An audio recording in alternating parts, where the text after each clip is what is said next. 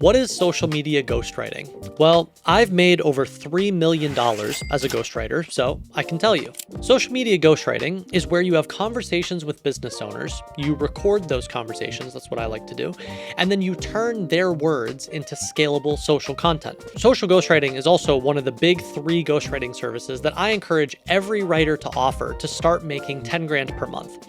Newsletter ghostwriting, educational email course ghostwriting, and or social ghostwriting. Those are the big 3. And you can easily make 6 figures per year offering 1 or 2 or even all 3 of these services. But if you're specifically interested in social ghostwriting, then this is for you. Here are some of the most common questions I get asked about how to get started as a social ghostwriter. Okay, Darshit asks, how do I conduct content calls and make sure that I'm asking diverse or unique questions every single week? So here's a really easy framework that you can use when interviewing clients. I've been using this for years. I call it my social ghostwriting content generator. It goes like this. There are 3 content buckets that work for basically every ghostwriting client. Doesn't matter what industry they're in. The first is what I like to call futurism, which is their thoughts on where the industry is headed in the future, predictions. The second is their founder story, which is their unique experiences building their business, and then the lessons that they learned from those experiences or mistakes they made, things they wish they would have done differently, things like that. The third bucket is actionable advice, which is them explaining how to do something. So usually to their target reader. And their target reader could be a customer, or it could be an investor or an industry peer. Now, there's a fourth bucket that can also work, which is news. But news takes a lot of bandwidth, right? And by the time you get a draft back to the client and they review it and you edit it and then you post it, that news story is probably irrelevant. So I tend to discourage ghostwriters from focusing on news. Now, with these 3 content buckets in mind, how do you come up with content ideas? You use what I like to call the 10 magical ways to expand anything. And the 10 ways are tips, stats, steps, lessons, benefits, reasons, mistakes, examples, questions, and personal stories. And then you just start pairing one of these 10 magical ways with each of the 3 content buckets. Now, some pair better than others. So for example, here's how I like to group them. For futurism, I like to use stats, benefits, reasons, and questions. For the founder story, I like to use mistakes and lessons and personal stories, right? That makes sense. And for actionable advice, I like to use tips and steps and examples.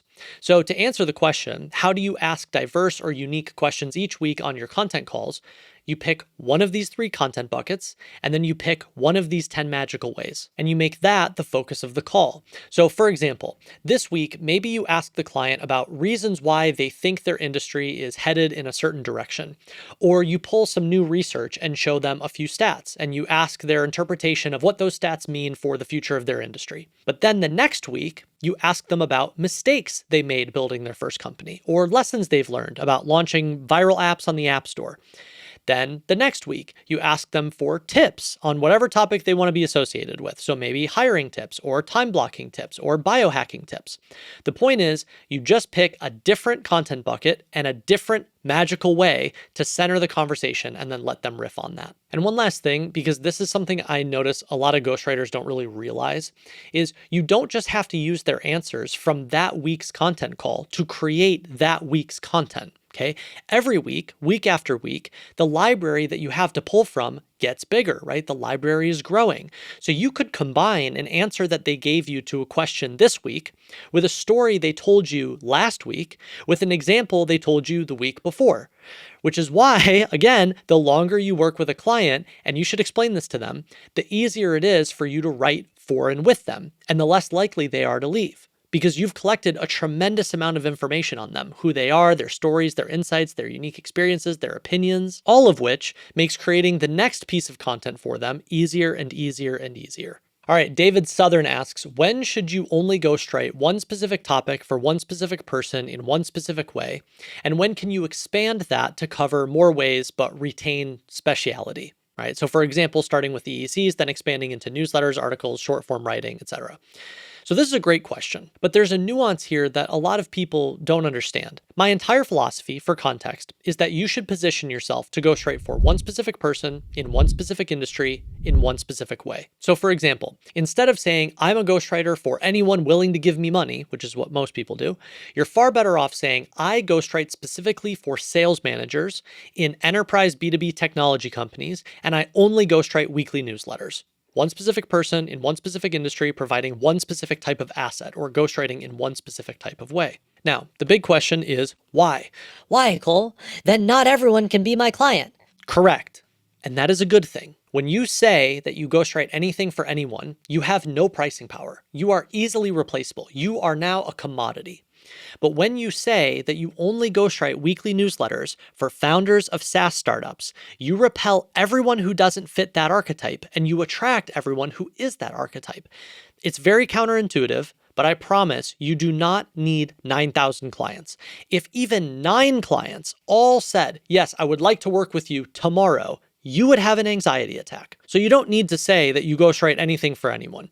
You need to get specific and become the go-to person for that specific industry and niche. Now, to answer the question, when can you expand into other services? The honest answer is you usually don't need to. You could build a 7-figure ghostwriting agency just ghostwriting newsletters.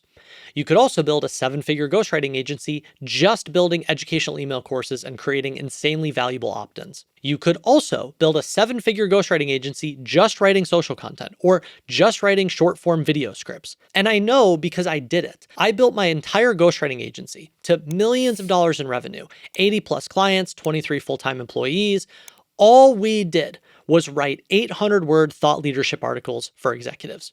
It's the only thing we did. We literally did not offer a single other service, even though every single one of our clients asked for our help with web copy and emails and newsletters and managing their social content. And the reason we didn't offer other services is because we didn't have to. Little fun fact, there was a point where my ghostwriting agency was producing as many articles each month as Forbes or Inc. magazine. Literally hundreds and hundreds of articles each month. So oftentimes I find that people think they need to expand into other services because either A, one client asked them to, and now they're having this identity crisis and feel like they have to say yes, or B, they haven't yet built the skill of cold outreach or warm inbound from their own content or asking for referrals. And so instead of building the skill, they run away from it and try and solve it in a different way. And the way they try and solve it is by adding more services. And the vast majority of the time, I'm telling you, this is a mistake. And it usually brings them right back to where they started, which is I'll ghostwrite anything for anyone with a pulse and a credit card. Now, can you offer other services? The answer is yes, but here are some rules that I would set for yourself. First of all, only offer other services that are related to your core offer. So for example, if you're pitching clients on building an educational email course for them, it would make sense to upsell them at the end of that project on ghostwriting their weekly newsletter or setting up some automated email sequences, right? Why? Because those two services are extremely related. They have an EEC opt-in, and now they need a weekly newsletter. And those two services involve using all the same skills. If you can build an EEC, you can ghostwrite a weekly newsletter. That's great. The mistake would be pitching an educational email course, but then also offering to script their YouTube shorts. That is a completely different skill. It's a completely different platform. It's a completely different form of writing, which means there is massive switching cost for you. So only upsell services that are related to your core offer. That's how you build efficiency and that's how you build pricing power. The second rule is you want to decide whether you want to be on the brand side or the direct response marketing side. So this is probably a topic for another video, but I'm going to give you the quick crash course here. Broadly speaking, there are two types of content, which means there are two types of ghostwriting clients. On one side, there's brand content, which is really just educational thought leadership. This is not about obsessively tracking clicks and conversions. It's just about building your presence online. Fundamentally, anyone on the brand side believes if I consistently create content online, more good things will happen for me and my business. It's very easy to understand, and it's even easier to measure. The measure for success is you were not creating content consistently, now you are. So that's the brand side. On the other side of the spectrum is direct response marketing content, which means creating content specifically with the purpose of driving a tangible, measurable result. Clicks, opt-ins, conversions, booked calls, whatever the metric is. Fundamentally, anyone on the direct response side believes I only want to create content if I can measure it and attribute revenue generated back to our efforts.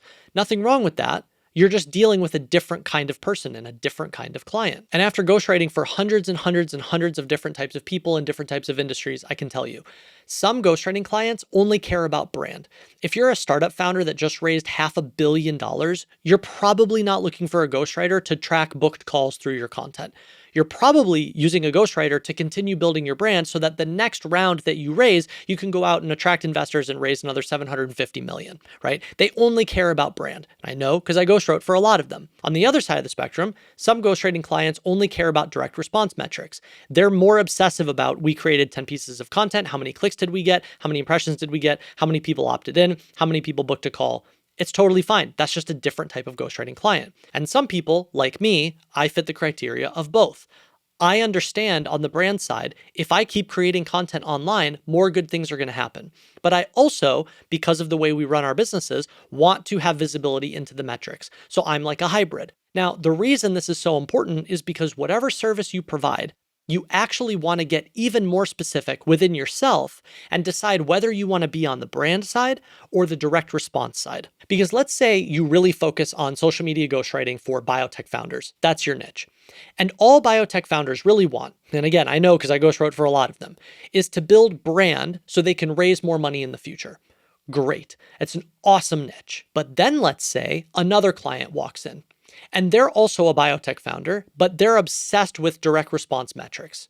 And now they're asking you all sorts of reporting questions that you don't normally do or you don't normally speak to. So they want milestones, they want competitive metrics, they want benchmarks, they want biweekly analytics reviews. None of these things are bad. They're just a different offer. And so what a beginner ghostwriter does is they try to adapt their offer to make this one client happy, which you will eventually learn is the mistake. The seasoned ghostwriter, on the other hand, recognizes that this person isn't actually their ideal client. This client wants something completely different, and you would be better off letting that client go or not even taking them on in the first place, and then spending all that time going out and finding another one or two clients on the brand side who are your ideal client. The point is, you do not need to say yes to every client who walks in the door. And I promise you would be much better off just specializing in one single service and then spending all your time building the skill of finding and attracting those specific types of clients. Okay, Marty asks, starting out is the hardest part. And you mentioned doing free work initially.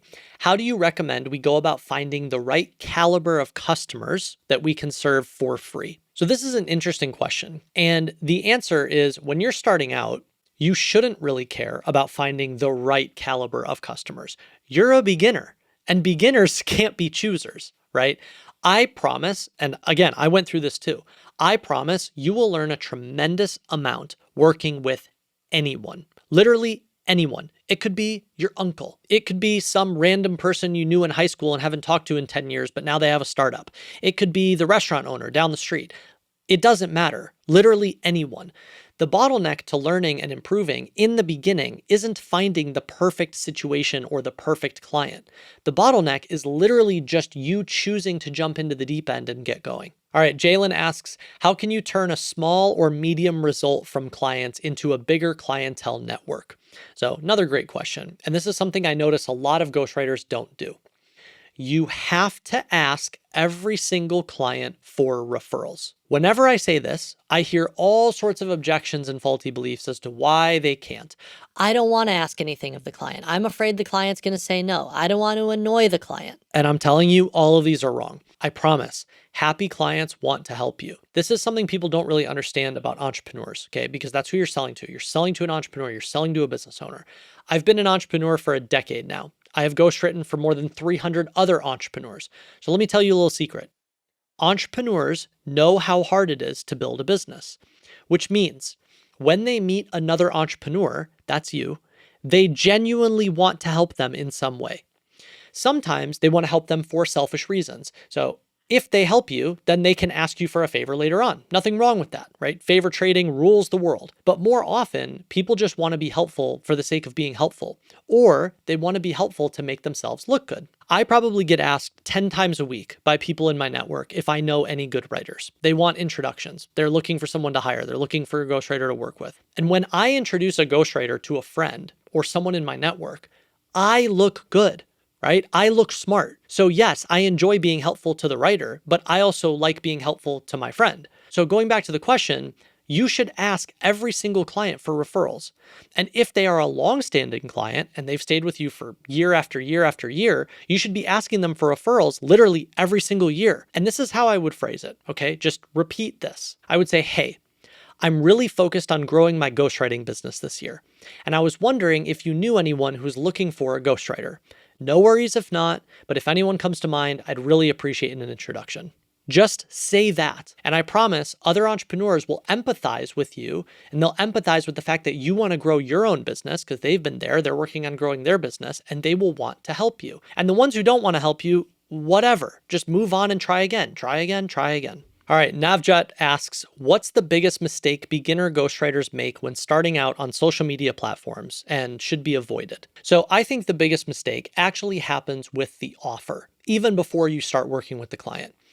There's this trend by a bunch of Twitter bros where they think the best way to get social ghostwriting clients or just any type of agency client is to make some outlandish offer like, I guarantee you'll get 10 million impressions in the first 30 days or you don't pay. And this is such a giant mistake for a lot of reasons. But the biggest mistake is because you don't have control over that outcome. Social algorithms are like a lottery. So you have absolutely no idea whether you're going to generate 10 million views or 10,000 views.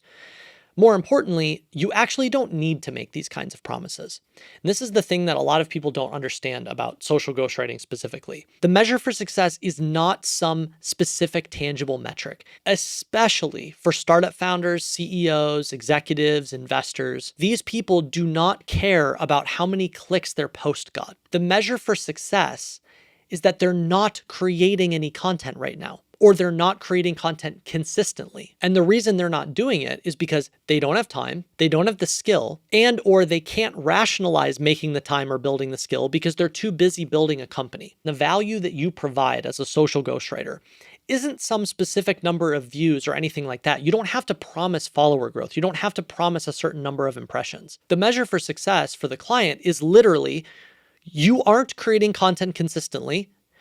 We work together, now you are. And when you create content consistently, more good things happen in your life and in your business.